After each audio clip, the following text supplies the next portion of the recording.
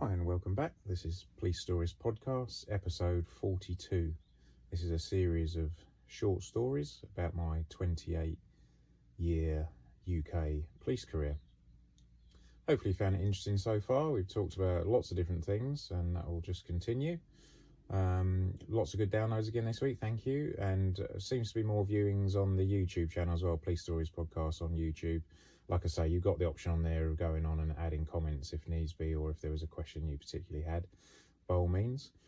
So this week we're going to continue on. So I've recently transferred into the Met, where we are in my career at this point, in the stories. And we're moving on to, we talked last week extensively about sort of area cars and RT cars. So by all means, go back to last week's episode if you just want to catch up or not too sure what I mean by area car. That'll pretty much cover it, I think, from last week. So on this particular incident, I was posted to the area car, and it was either a night shift or maybe a late shift. So I think I was due to finish at maybe 3 o'clock in the morning, or it could have been a night shift actually, which would have been like a 7 a.m. finish. So sort of 11 p.m. to 7 a.m. I think it was at the time. I remember it was a weekend, so a busy time, and certainly the place that I worked in South London, very busy town, lots of nightclubs. Again, as we talked about extensively last week, lots of gangs as well. So you would virtually always expect some sort of gang type trouble, probably any night, but particularly at the weekend. Like I said, a lot of it was based around, people feeling disrespected, or dissed, by other gang members. And that could just be simply someone looking at them the wrong way, or, just wandering into the wrong area. It was all about postcodes, or a lot of it was in terms of geographical areas. If you wandered onto someone else's turf, then there was going to be problems because you'd dissed them, you'd disrespected them. It all sounds a bit ridiculous, as it did at the time to me, but people are literally living and dying, as we'll hear in this incident, because of this situation. So one of the plans was, or one of the issues was, obviously you have various nightclubs and they all kicked out at kind of 2 or 3 in the morning, and then you were left with this nightmarish sort of human soup of hundreds if not thousands of party goers that were drunk or drugged up, potentially from different gangs, with all their different beef that they had with each other, and they were all milling around in the same area in this sort of city centre, which was an absolute recipe for disaster and regularly went wrong, as you would see on the news at the time. And in fact, still to this day, it's happening for sure, because you see it on the news quite often pop up in and around London, and particularly the sort of South London boroughs. So what happened was there was a very large central sort of bus station, and at this bus station, there would be, 20 or 30 different buses that would go off to various places. Now, normally during the week, the buses would stop at midnight, say, or something like that, so they wouldn't run that late. But on the weekend, you had night buses, and this was put in place for sure so that we could get away all these different people, that were milling around in this town centre area, and get them out of the town and away, back to their beds, hopefully safely, before either they'd been attacked or they'd had a chance to attack someone. And it worked quite well. Very quickly, a bus can hold, 50 odd people. So if you had, a dozen buses all sort of heading out, then very quickly you could have hundreds of people away from the town, which is exactly what we wanted. So strategically, we would put, uniformed cops at the bus station and the train stations. We'd have them dotted throughout the town, and then you'd have a certain amount of cars that were available to respond to sort of incidents, to try and nip them in the bud. It wasn't perfect, and to be honest with you, if someone really wanted to get hold of somebody else with, for bad purposes, whether that was to just have a punch up with them or to stab them or shoot them, realistically it was going to happen. We weren't going to be able to stop it. You might be able to, cut it short, and hopefully it wouldn't be as bad, but, you just weren't going to stop it, because if someone was that determined, it was going to happen. So on this particular night, I was posted to the area car, and I had a girl working with me, who was absolutely brilliant. Again, we discussed last week that the only people that got posted to the area car, as operators, as they were called, were good people. They were all good people on there. So we had excellent people working with us. And on this particular evening, my colleague was very switched on, her normal self. And we had this call out so where one of the night buses had gone out, it was to one of the local estates. and it had dropped off people. Unfortunately, it didn't kind of drop them off right in the middle of the estate. It dropped them off maybe a 10-minute walk from the estate, so it got them pretty close, but it didn't actually go into the estate to drop them off, which is a shame, because then once again you've got all these same people that sort of want to get to each other in a very similar place, which was never ideal. So the call comes in, and probably the biggest calls in my career, weirdly, have always come in as the most sort of low level, you know. So this one again came in as disturbance on a night bus, you know, out at this particular estate, and that was all we got. And we were the closest, plus we were the area car, so we were sent, you know. So it was. I remember it's quite a fast road to this particular location, so we went absolutely hammering off. And I think we were in one of the big Beamers, and we went hammering off in the BMW flat outs, this thing with blues on. And when we turned up, it was a sight that nobody wants to see, to be honest with you. There was at least 100 people milling about at this particular location. There was definitely sort of pockets of fighting. There was pushing and shoving. You could see the odd punch being thrown. We got out of the car, and bearing in mind now we're talking 3 o'clock in the morning, so obviously pitch black. A lot of very, very excitable, het up people here, lots of screaming going on, like I say, punches being thrown here and there. But the punches and the screaming seemed to be focused in one area. So we were the first car by some way there. And we had, I think, probably, it felt like hours, but it was probably only 5 to 8 minutes by ourselves before anyone arrived to back us up. But we could see that there was a problem in the crowd, and there was like a grassy bank over the far side of where we were, and more people seemed to be milling about over there than others. And there was also some screams and things coming from over there. So we pushed our way through the crowd. And the thing is, you've got to remember that if you haven't got a fluorescent jacket on, you're just another person in black clothing, you know, in a black police uniform, and it's not instantly recognisable. If you've jumped out the car to something, you know, bad, you haven't necessarily had a chance to put a hat on or whatever, so you're not instantly recognisable who you are. So even that, you have to bear in mind that when you're pushing your way through crowds and people, you know, they don't actually know who they are, so you need to be mindful of that. We got to the centre of this crowd, and when I started sort of peeling people back from the crowd and what was happening, I could see there was a couple of people kind of leaning over someone who was laying on the ground. He was face down. He was only a young lad. I think he was 17. Very skinny build, lying face down, not appearing to move, with 2 people sort of bent over him. 2 women from what I remember, and they were screaming and crying and very upset. And in the immediate surrounds, there was lots and lots of anger. You know, you could feel there was a real electric atmosphere there. So it was pretty apparent either something bad had happened or was about to happen. So I asked the girls, I tapped on the shoulder, said it was the police, and just said, can you just step back? I just need to have a look at him. Is he injured? You know him? And one of them, I think, said, yeah, I know him. He's, you know, from up the estate. He lives near me. And I said, well, can you just hang on, you know, because we need to get some details from you. At this point, I had no idea how bad it was. But I'd leant over him, and they told me his first name. So I said his first name, and I leaned over and I just sort of got hold of his shoulder, and I just gave his shoulder a gentle shake because he was face down, not moving. And I couldn't really see much of him because all I could see was his back and his clothing. You know, I couldn't really sort of see any skin at this point or colour from a first aid point of view. So I gave him a shake, there was no response. Gave him another shake, no response. So I thought I need to flip him over to have a look at him. And unfortunately, as soon as I got hold of his shoulder and I went to turn him over to face up, so he was laying on his back, you got this terrible sound, and you'll hear different people call it different things. The last breath is one thing, agonal breathing is another thing. It's like a very long kind of moan. And as I turned him over, you get the, it almost sounds like an organ or something, like an old organ, like piano type organ, you know, that would be played in a church or something. It's a very strange, deep, sort of guttural sound, but I recognised it straight away.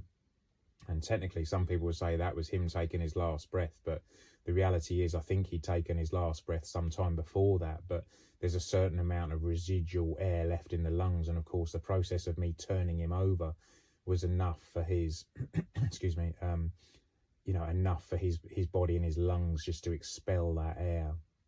So I very quickly realised, because then I could see the colour of his skin, he was incredibly pale and had bluing lips, you know, which is something called cyanosis, which means there's a lack of oxygen sort of getting around circulation-wise. So I realised it was, you know, pretty serious. When I turned him over, then I could also see that there was a lot of blood on his front, that his top was absolutely soaked in it. And somebody shouted out behind me that he'd been stabbed. And several other people started screaming and shouting that they knew who did it, and they were shouting names about who'd done it. And it was a complete sort of melee basically behind me. Somebody said he'd been stabbed. At that point, I didn't realise or know that that was true, but started pulling up his very blood-soaked top and could instantly see the stab wounds in his the front of his abdomen, in his stomach and his chest. And there was quite a few of them. So one thing you have to realise about stab wounds, and until I joined the police, I didn't really understand that stab wounds actually are not very impressive to look at. Slash wounds are different. They open up body cavities, really, very unpleasant to look at, and do look very sort of gruesome and gory. Excuse me, sorry. But stab wounds themselves are very, very tiny and unimpressive. They're just a tiny thin slit. They almost look like, if you'd, I don't know, cut your finger on a knife and you see this tiny little slit that doesn't look anything but actually is bleeding quite a bit. That's what they look like, because you have to imagine the actual thickness of a blade, no matter how wide it is really very, very thin. And this guy had been stabbed, well, I counted 8 stab wounds in the front of his chest. And the ones that are easy to miss are in the armpit. He also had one under each armpit, and they're very dangerous because you've got a lot of, very major sort of blood vessels and arteries running under your armpits, and they're classic defensive wounds. If you imagine someone who's coming at you and trying to stab up at you, so they're coming up and under, to sort of stab, and you've got both your arms out, both your hands out to protect yourself, then obviously that leaves your armpits sort of open and exposed where you're trying to stop those blows coming in. So quite often the stab wounds are in armpits, and I got to learn and to understand that was one of the first places to look, because the bleeding could be most serious from those areas, and also very easy to miss because of where they are. They're tucked away, and if you now imagine an armpit with a lot of blood in it, really, really easy to miss those injuries. So I could see those. Now, at the time, we were so used to stabbings, and particularly with multiple injuries. We had our first aid kit with us, but bearing in mind, and we've spoken about this before some time ago, the first aid kits that the police had at the time were not very good. And also, because they were just sort of freely available in the car, they were generally used and abused by anyone that walked past. So, a cop who's just, cut his finger, or, anything tiny, basically grazed his knee chasing someone or something, they tend to dive into the first aid kits and get out a plaster and get out a dressing and get out this and get out that, so the stuff that was in there that was meant for a sort of fairly serious use got used quite often, and it wasn't unusual to open a bag and so I'm going to have to pause that briefly because my dogs have started barking. What you'll have to do is imagine there's some dogs at the scene of this incident, and then that sets the scene for you, doesn't it? Dogs in the background. Apologies for that. I'm not clever enough to edit that out, so it might stay in. But that's the glamorous side of podcasting in a caravan. So yes, first aid kit's not very good at all, and quite often, open the bag to find very little in there. And don't forget that we were now kind of 100 yards away from where we parked the car as well, so I couldn't get to it quickly. And there was no way that I was going to leave my colleague at this point. But one thing we did carry with us, because we were so used to going out to stabbings, particularly with sort of multiple injuries, was we always had a roll of black sort of gaffer tape, that was kind of clipped onto my belt.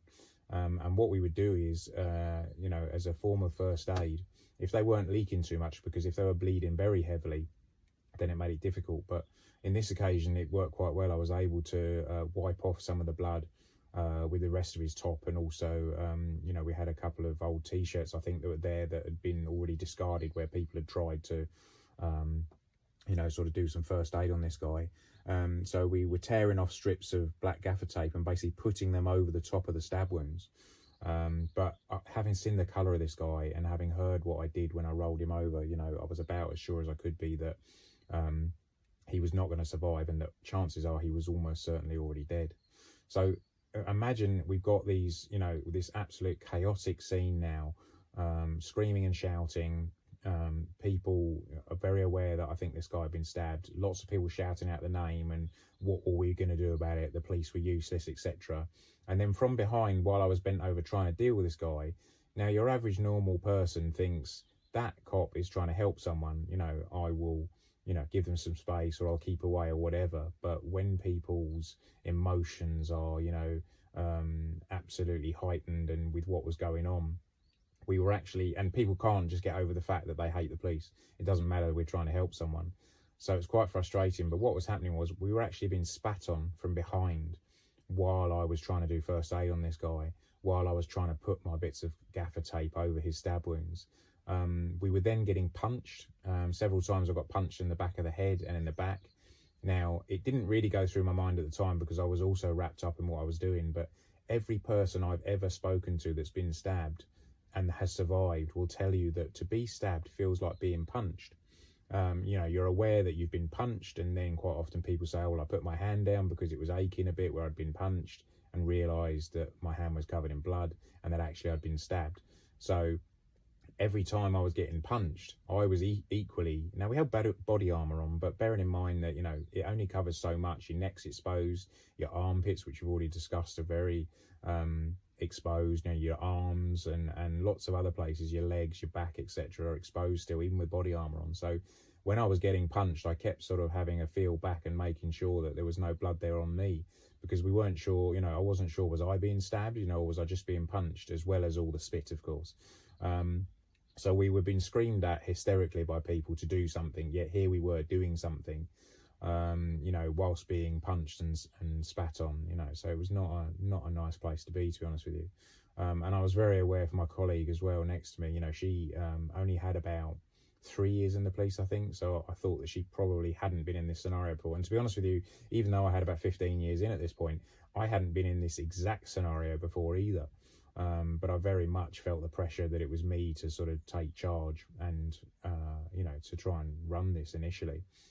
So obviously I was onto my radio straight away and put up that we need more units, male's been stabbed, that was what I put.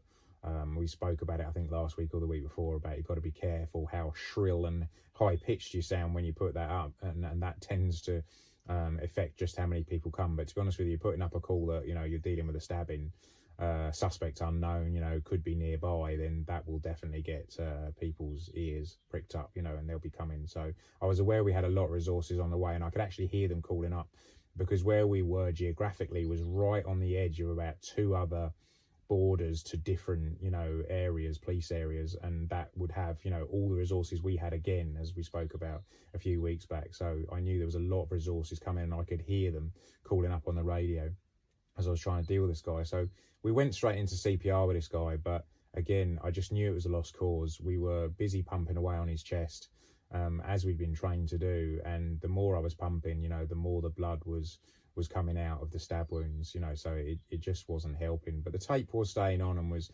in my mind, doing something to help.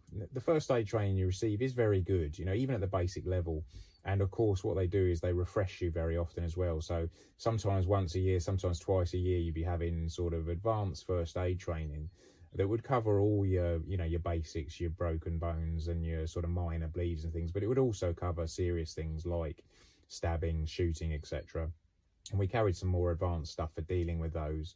There's something, chest seal that comes that is able to be put onto a puncture wound in a chest, for example, that may have come from a gunshot or a knife. That's a very good bit of kit, and we were trained on that.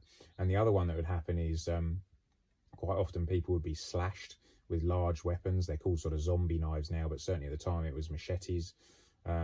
And within the first aid kits, you always carried a hazardous waste bag, which was like a bright yellow plastic bag that you put anything that may have been, sort of blood stained in, just to make sure that it wasn't, wasn't going to cause any problems. But we actually found out that they came in sterile packs originally. So you could open them out of a plastic pack and they were sterile to start with. And what was happening was, I never did this, but I heard of it several times. And certainly it's something they always used to push out to us at the first aid training. If somebody had been slashed across the stomach with a machete, you might find that literally their innards, their intestines and what have you, were hanging out through the big slash wound, because machetes make horrendous injuries. And what would happen is we would actually put one of these hazardous waste bags across the intestines, because we're desperately trying to stop, firstly, them coming out, but secondly, infection getting in, which is more likely to be the killer, I believe. So you would wrap their stomach and their intestines around with one of these bags, and then you'd literally sort of tape or bandage around their middle to try and hold it all in. And in fact, sometimes you even encourage them, believe it or not, to actually hold the bag, close into themselves and put pressure on themselves, because again, you might have multiple victims or the offender still at large very nearby with a machete. So difficult to deal with, but I'd heard of that being used several times like that. I mean, it's a crazy scene to think, in a sort of central London, here you are, someone holding their sort of abdomen contents in with a plastic bag around them, but horrendous stuff, really. Anyway, so back to the incident, and we started on the CPR. We were really just crossing our fingers and hoping that we weren't going to get stabbed as well. As I said, these punches were raining down on us. We took it in turns to do CPR. Generally, you could do around about sort of 5 minutes or so before you'd swap out on the compressions, because I don't know if you've ever done CPR, but physically it's really, really tough. And even though I was quite fit at that point, or certainly for me, repeated sort of chest compressions of CPR is very, very tiring. And but we were swapping it out between me and my colleague, so I'd do 5 minutes, she'd do 5 minutes, and this is how we'd carry on. But within about 10 minutes, we had the first sort of police resources start turning up, and also we have ambulance on the scene as well, so we were able to hand over to them quite quickly. But to be honest with you, I knew the ambulance staff quite well, and when they turned up already, they took one look at him and what they were seeing, the colour of him, and were kind of, sort of rolling their eyes a bit at me and shaking their head. I knew it wasn't going to be good. So we switched now then from, this initial first aid stage and the very quick evidence gathering that this is a guy who's been stabbed at least 8 times. There may be more wounds that I haven't found. I know it's gang related because several people are telling me what gang it is that's been involved, although I don't recognise the lad that's been stabbed. And again, you've got to know them all fairly quickly. But I keep getting this same name. Now, they all have, nicknames and tags. No one uses their real first name. They all have these these silly nicknames. So this one name kept coming up all the time. And I put it out on the radio, and then very quickly the HAT team were there. So this is the Homicide Action Team. This was 2 people from a murder squad, detectives from a murder squad. They would turn up in the first instance, even though technically it wasn't a murder at this point, but I was already asked on the radio, how bad does it look? And then you've got to be very careful what you say on the radio, because there's lots of people around still. So you need to take yourself off somewhere quiet, cover your mouth, cover your radio, and just say, it's not looking good. The ambulance will give me the heads up. They believe it's going to be fatal. So that then puts certain resources in place, and gets people moving towards you. And yeah, so very quickly, within about 10 minutes, the HAT team were there. And what they do is they sort of firefight that initial hour, the golden hour of investigation into a murder, and establish, to make sure that those sort of initial procedures have been kept. So things like the ambulance crew, making sure they leave all their kit there, all their bandages, their oxygen cylinders, everything, because, that could have vital forensic evidence on it. If this has been a knife fight, a 2-way knife fight, where they both had knives and maybe the offender's been stabbed as well as the victim, so the blood that you have splashed around, may come from the offender, and it could be the absolute key part that, puts them in prison in the end, because it'll prove that they were there at that scene at that time and bled there. So there's lots of things they put in place. At the same time, I had my inspector turning up. He would turn up quite quickly, and so would the other sergeants. You would expect them on scene quite quickly, because it's a major incident for sure, and they need to be taking charge of the resources and saying, okay, we need to start getting police tape up, we need to start sealing off the area, and also, because we were getting the suspect's name very quickly. Now, the suspect's name that was being put up was the leader of one of the local gangs, which we all knew, and we all knew where he lived. So the inspector was very quick. He got together a decent team of people and said, right, let's get straight out to that address. He's been put up as a named suspect, and let's see if he's at home, because he was only about a 10-minute walk from where we were. So that's exactly what happened. They put the crew together. They went out to the location. Now, I couldn't go, and the reason for that is something called cross-contamination. You have to be very, very careful. So imagine that I go to that house now and I arrest the person, or even if I just set foot in the house, or he brushes past me as he's been arrested and put into the car. When it comes down to court and they do the detailed forensic analysis of his clothes and what have you, and they say, aha, we found, the victim's blood splashed onto the suspect. Therefore, we can say he was there. He must be the offender. Happy days, tea and medals. He's going to court. He's going to prison for life. Of course, defence will turn around and go, well, hang on a sec. One of your cops that went to the scene and gave CPR and definitely got blood splashed on him, because for sure I did, because there was so much of it about, has now gone out to the scene where you found your suspect. The suspect has brushed past him, and that officer has transferred blood and DNA from the victim onto him. So anything you find is easily explainable, because there's this cross-contamination issue. So I was absolutely not allowed anywhere near that scene. And it's something, the police realised years ago. So it's very, very tightly controlled. If you've been to the scene of a murder or a serious assault or whatever it is, you play absolutely no role in the arrest, the subsequent arrest, and search of any property. If you can, there are the odd occasion where if the offender is within your sight and it's literally just happened, then obviously you're not just going to say cross-contamination, I can't get involved, because you have to take a common sense approach and we'll sort it out afterwards. But because this was a little bit pre-planned, we were able to do exactly that. And so sure enough, the team go round to his house. Initially he won't come to the door, this guy, the suspect, but eventually they see him through the window, so that gives them enough to have a power of entry under the Police and Criminal Evidence Act. I don't think he let them in, so they had to force entry into the door, and he was keen to keep them out as long as he could, because what they found when they got in there was the washing machine was on and it was absolutely full of blood. And what he'd done is basically got home from having stabbed this guy to death.